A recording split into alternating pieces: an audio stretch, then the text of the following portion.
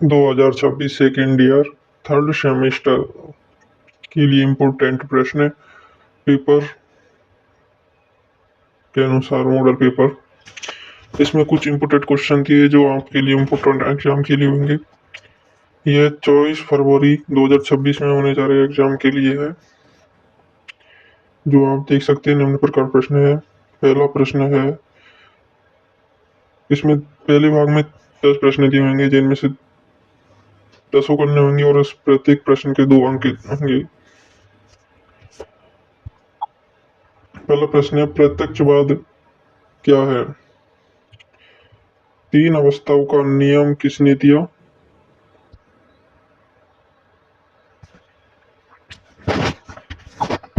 उससे अगला प्रश्न है, सामाजिक तथ्य की परिभाषा लिखिए।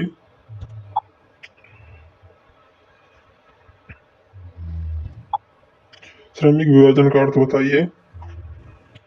उससे अगला प्रश्न, सामाजिक क्रिया क्या है? उससे अगला प्रश्न है, नौकरशाही का अर्थ। उससे अगला प्रश्न है, अधिकारी के प्रकार लिखिए। उससे अगला प्रश्न है, द्वंद्वात्मक भौतिकवाद क्या है?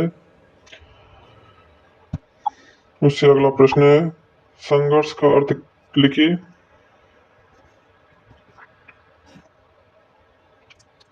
उससे अगला प्रश्न है, जो हम देख सकते हैं, विमुक्ता क्या है?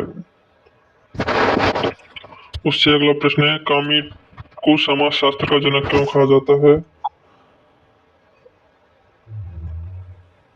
दुर्गेम का आत्महत्या अध्ययन किस विषय से जुड़ा हुआ है?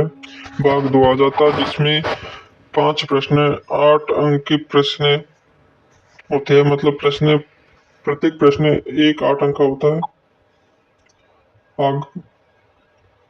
अगस्ट कामेट ने 3 अवस्थाओं के नियम की व्याख्या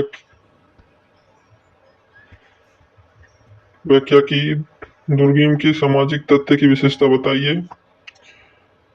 श्रम विभाजन सिद्धांत को समझाइए।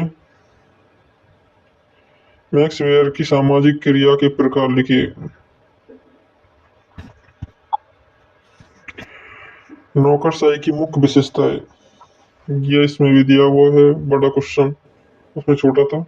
नौकरशाही की प्रमुख विशेषताएं बताइए।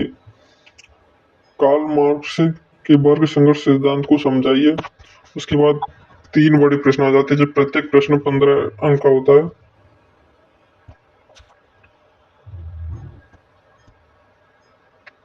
और यार पहले तुम कुछ दिखा नहीं होगा, अब देखो फिर से बताते चलो।